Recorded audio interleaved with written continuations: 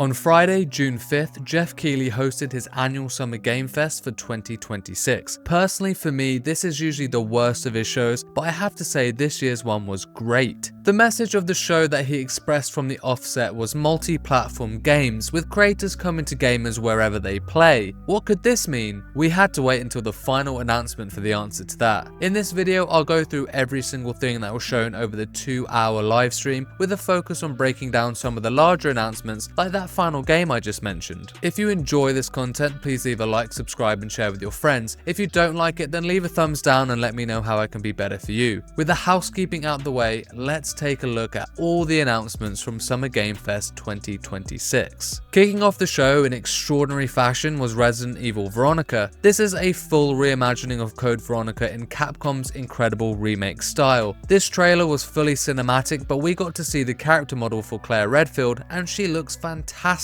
It showed her traveling to France to look for her brother, the infamous Chris Redfield, before being kidnapped and presumably transferred to the island where Code Veronica takes place. Capcom have shared stills of the island and of the prison that resides there on their website, and they are stunning. Even though they haven't shown off Chris yet, I'm sure he'll be a playable character just like the original. Capcom really have been killing it with Resident Evils, whether it be the new titles or the remakes, so I'm super excited for this one when it releases sometime in 2027. Cuphead developers MDHR announced they were working on a fully hand-drawn animated sequel, but they also announced a retro arcade-style game called Mighty Cuphead Adventure, which looked awesome and will be available much sooner. Another big announcement people were waiting for did show up here. Alien Isolation 2 seems to be shaping up nicely. This was also a mostly cinematic trailer, but we did get some additional information about this entry. This time the xenomorph has escaped and is terrorizing a whole colony settlement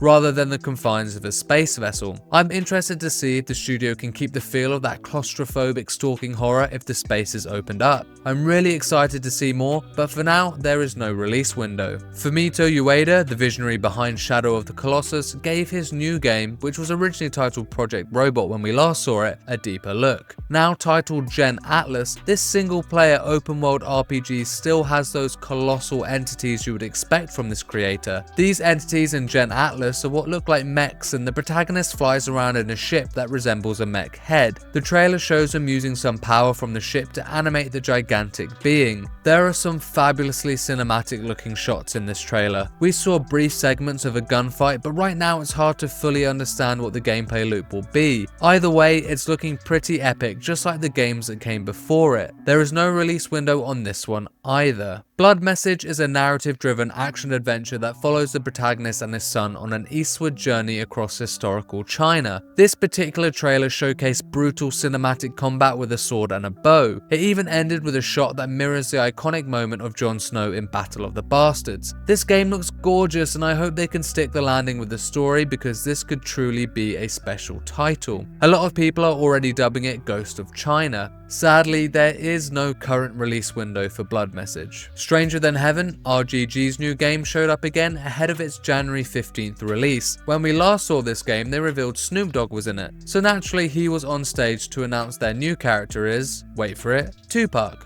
Honestly, this was a little disturbing to me, but I'm not sure how the general public feels about it. Hex is a first-person survival shooter that can be played solo or with up to 4 friends. It's set in a frigid wasteland of aliens and cool-looking tech. Dead by Daylight is celebrating its 10th anniversary with a ticketed event in Montreal, although they just teased the announcement at Jeff's show. And Mortal Shell 2 has an open beta, which is live now. A game that wasn't a new announcement, but I had no idea existed, was Sand Raiders of Sophie. The planet is called Sophie, in case you were scratching your head like I was. This is an open world PvP survival game that differentiates itself with these giant mech walkers called tramplers. These can be fully modified and upgraded and serve as your base, your means of exploration, and your loot storage. When exploring, the gameplay will be first person, where you can fight with various guns. This game has a growing community already over its various betas and playtests, and now it's ready to release, as it drops in a couple of days on June 10th. Assassin's Creed 4 Black Flag Remake had a promo ahead of its release next month on July 9th, and then Platinum Games announced that they are working on a brand new TMNT game. This is a game centered around The Last Ronin. Paramount Games said this would be a AAA action-adventure game, although it's hard to to infer anything more as the reveal trailer didn't show us anything. The comics that this game will be based on is the last surviving Ninja Turtle who goes on a revenge mission after all his brothers are killed. It's a gritty, darker story than the usual TMNT outings, and it's a great piece of media to adapt into a video game. I'm looking forward to seeing more of this when they're ready to do so.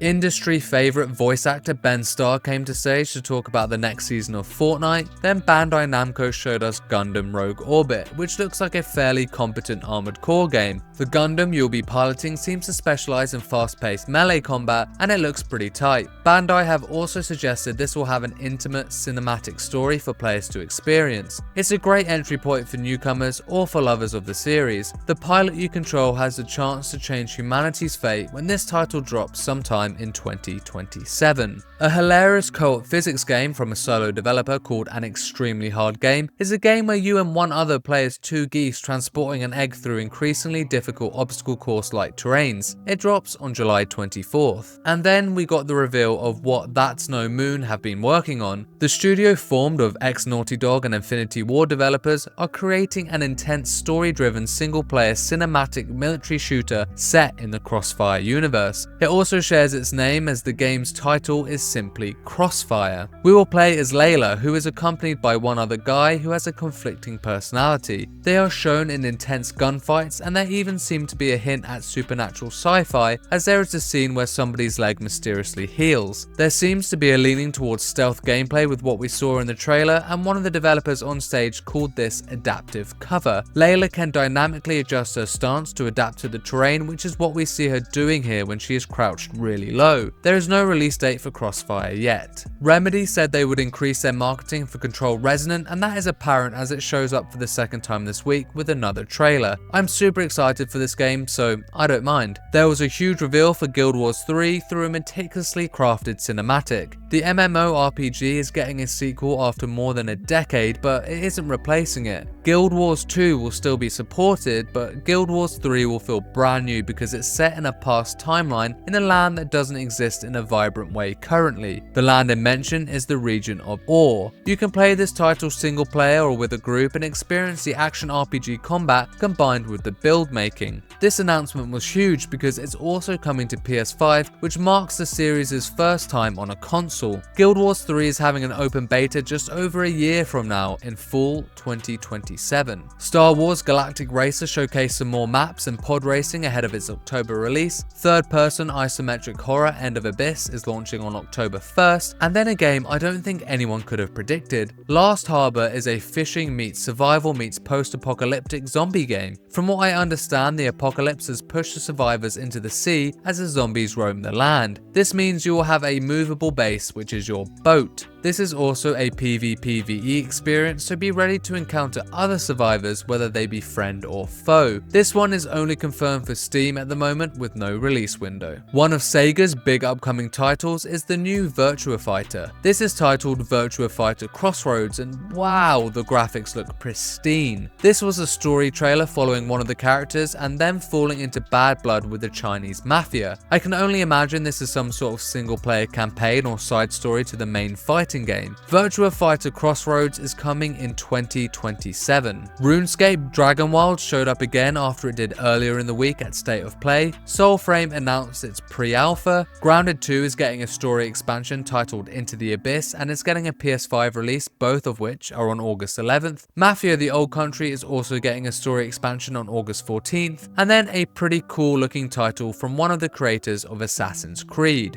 1666 Amsterdam is an action-adventure game where you play as Noah, who is a witch. She wields her magic to defeat the demons that roam in third-person action combat. I have read that there will be multiple timelines, including one in the modern day, which is of course exactly what Assassin's Creed does. This is also said to be a narrative-driven game, so I'm interested to try it out. With this announcement, the creator dropped the prologue of the game free to play, which provides a 30-minute taster of what to expect, so go check it out. Bloober Team are making a multiplayer Saw game titled Saw Genesis, which gives me the same vibe as the Outlast trials. Lords of the Fallen 2 is releasing in fall 2026, and Bit Reaction actors Star Wars Zero Company is nearly here. This is a single-player turn-based tactics game that has an original story. In fact, different outcomes in story situations can cause the game to branch and therefore leave the possibility of having different future playthroughs. There seems to be many units you can command from across the franchise, from Trooper to Jedi. I'm not often into tactics games, but every now and then one comes along that I want to try, and this could be it. Star Wars Zero Company drops on August 27th. The Blood of Dawnwalker is one of my most anticipated for this year. Developed by Rebel Wolves, which are formed of some ex-CD Projekt Red alumni, this is shaping up to be The Witcher 3 with a vampire protagonist. Well, technically a Dawnwalker, a human-vampire crossbreed. It is an open-world dark RPG set in 14th century Europe.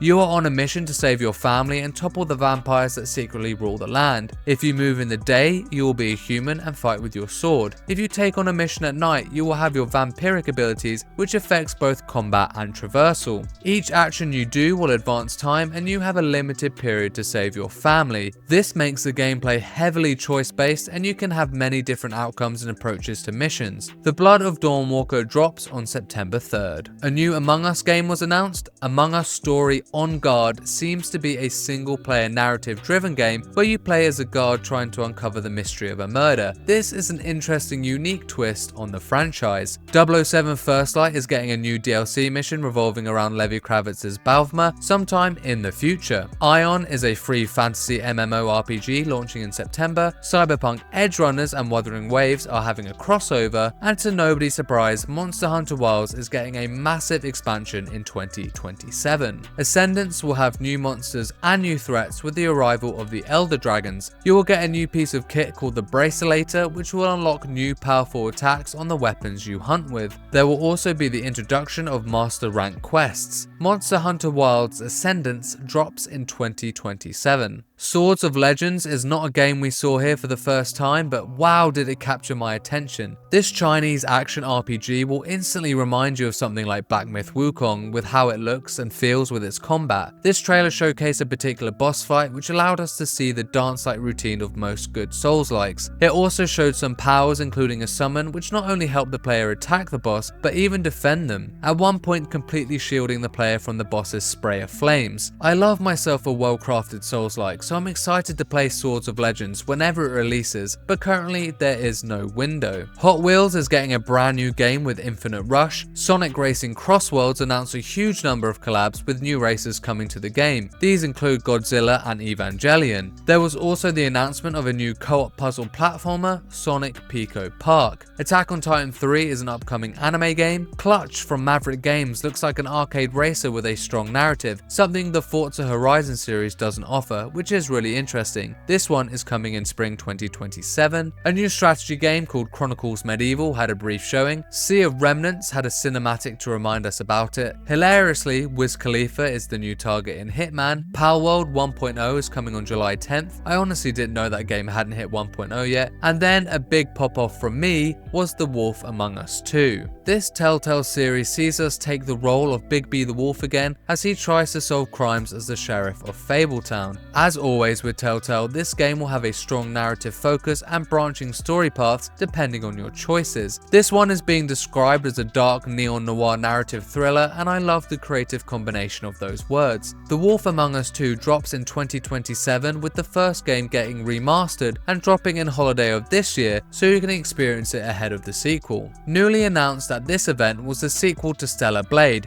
Stellar Blade Blood Rain looked like it was fully fleshed out with its combat system and centered around new protagonist Evie and her armored fists. This brutal hand-to-hand combat seems to replace the sword we saw with Eve in the first title. This one seems pretty far out, which is to be expected as Stellar Blade wasn't that long ago, and therefore there was no release window announced. Street Fighter 6 is celebrating year 4 by introducing new characters like Arjun, Yasmin, Bosch, and most importantly Tifa from Final Fantasy VII, which is awesome. That wasn't the last we saw of Tifa though, as the one last thing for Summer Game Fest 2026 was the long-awaited announcement of Final Fantasy VII Remake Part 3. The title is officially Final Fantasy VII Revelation. This is the third and final entry in the remake trilogy, bringing the beloved story to a close. I wonder if they'll keep the same ending. This is following in Rebirth's footsteps and will be another massive open world, but this time you get to traverse it in the airship Highwind. At any point you can jump off and seamlessly travel from air to ground via parachute, which sounds really cool. The two new playable party members introduced are Vincent Valentine and Sid Highwind. Vincent has fast-paced gunplay, but also has a mode where he can transform into a beast. Sid uses his iconic spear and can summon what looks like a dragon through his attacks. New to this game too is a job system of sorts called Fits. We saw them use an example with Cloud and Tifa. Tifa looked really cool as a black mage. I love the combat system this remake trilogy has adopted that combines real-time action with static turn-based commands. It makes me even more excited when you throw a job system in the mix so I can give new abilities to my team. We even got a release window as they announced that this will drop in spring 2027 and for the first time ever will be released on all platforms, ending the PlayStation exclusivity it's had historically.